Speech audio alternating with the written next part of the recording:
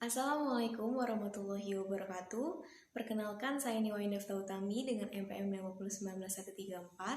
Saya berasal dari kelas 4E Puramestuti Pendidikan Guru Sekolah Dasar STKIP PGRI Lubuk Linggau.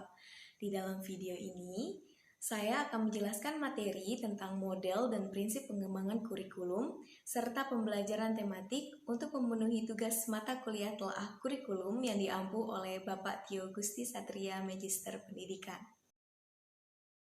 Pengembangan kurikulum merupakan istilah yang komprehensif yang meliputi perencanaan, implementasi, dan evaluasi. Yang dimaksud dengan perencanaan kurikulum yaitu langkah terdepan dalam membangun kurikulum ketika pekerja kurikulum membuat keputusan dan mengambil tindakan untuk menghasilkan rencana yang akan dipakai oleh guru dan siswa. Kemudian, penerapan kurikulum atau yang biasa disebut dengan implementasi kurikulum itu berupaya memindahkan perencanaan kurikulum ke dalam tindakan operasional. Dan yang dimaksud dengan evaluasi kurikulum di sini merupakan tahap akhir pengembangan kurikulum untuk melihat sejauh mana hasil pembelajaran, tingkat pencapaian program yang direncanakan, dan hasil dari kurikulum tersebut. Model-model pengembangan kurikulum antara lain yang pertama ada model Tiller, mengidentifikasi tujuan umum dengan mengumpulkan data dari 3 sumber. Yang kedua ada model Taba, guru harus memulai proses dengan menciptakan suatu unit belajar mengajar khusus bagi murid-murid mereka di sekolah dan bukan terlibat dalam rancangan suatu kurikulum umum. Yang ketiga ada model Wheeler, suatu proses yang membentuk lingkaran yang terjadi secara terus-menerus. Yang keempat ada model Nichols. Pendekatan pengembangan kurikulum terdiri atas elemen-elemen kurikulum yang membentuk suatu siklus. Yang kelima, ada model Dynamic Skill Bank. Agar proses pengembangan berjalan dengan baik, maka setiap pengembang termasuk guru perlu memahami 5 elemen pokok, yang dimulai dari menganalisis sampai pada melakukan penilaian. Dan yang terakhir ada model Sailor.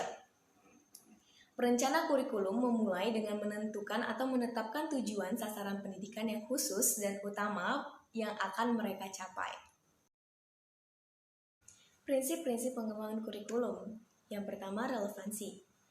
Dalam membuat kurikulum harus memperhatikan kebutuhan lingkungan masyarakat dan siswa di sekitarnya, sehingga nantinya akan bermanfaat bagi siswa untuk berkompetisi di dunia kerja. Yang kedua, fleksibilitas. Kurikulum yang baik adalah kurikulum yang berisi hal-hal yang solid, tetapi dalam implementasinya dimungkinkan untuk menyesuaikan penyesuaian berdasarkan kondisi regional. Yang ketiga, kontinuitas. Kurikulum harus memperhatikan kesinambungan, baik di dalam tingkat kelas, antar jenjang pendidikan, maupun antar jenjang pendidikan dan jenis pekerjaan. Yang keempat, efisiensi. Prinsip yang perlu diperhatikan dalam mengembangkan kurikulum, sehingga apa yang telah direncanakan sesuai dengan tujuan yang ingin dicapai. Dan yang terakhir ada efektivitas. Prinsip ini dimaksudkan sejauh mana rencana program pembelajaran dicapai atau diimplementasikan. Pembelajaran tematik adalah pembelajaran yang menggunakan tema dalam mengaitkan beberapa mata pelajaran sehingga dapat memberikan pengalaman yang bermakna kepada siswanya. Tema adalah pokok pikiran atau gagasan pokok yang menjadi pokok pembicaraan. Pembelajaran tematik lebih menekankan pada keterlibatan siswa dalam proses belajar secara aktif, sehingga siswa dapat memperoleh pengalaman langsung dan terlatih untuk dapat menemukan sendiri berbagai pengetahuan yang dipelajarinya. Melalui pengalaman langsung, siswa akan memahami konsep-konsep yang mereka pelajari dan menghubungkannya dengan konsep lain yang telah dipahaminya. Landasan pembelajaran tematik. Yang pertama, landasan filosofis. Landasan filosofis dalam pembelajaran tematik sangat dipengaruhi oleh 3 aliran filsafat. Yang pertama itu progresivisme, yang kedua konstruktivisme, dan yang ketiga humanisme. Yang kedua ada landasan psikologis. Psikologi perkembangan itu diperlukan terutama dalam menentukan isi atau materi pembelajaran tematik yang akan diberikan kepada siswa agar tingkat keluasan dan kedalamannya sesuai dengan tahap perkembangan peserta didik. Dan yang terakhir ada landasan yuridis.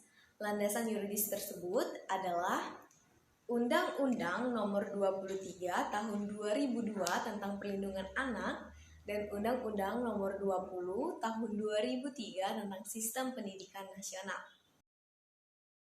Karakteristik pembelajaran tematik. Yang pertama berpusat pada siswa.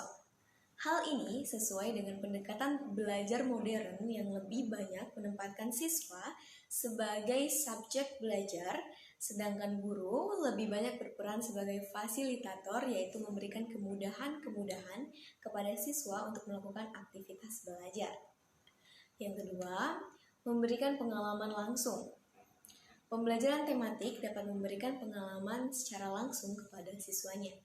Dengan pengalaman langsung ini, siswa dihadapkan pada sesuatu yang nyata atau konkret sebagai dasar untuk memahami hal-hal yang lebih abstrak.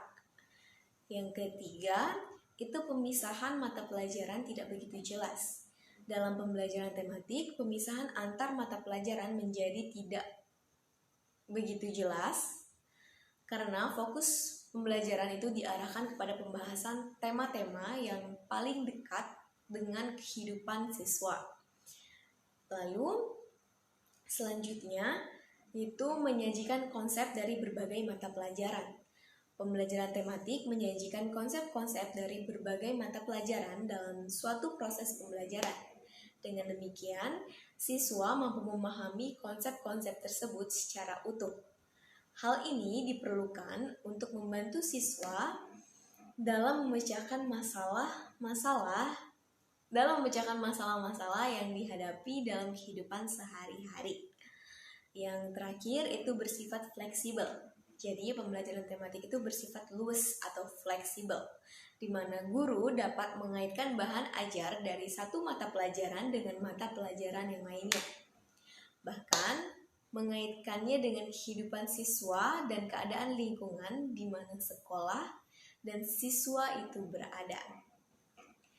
Sekian yang dapat saya sampaikan, lebih dan kurangnya saya memohon maaf. Kepada Allah saya mohon ampun, saya akhiri wabillahi taufik wal hidayah. Wassalamualaikum warahmatullahi wabarakatuh.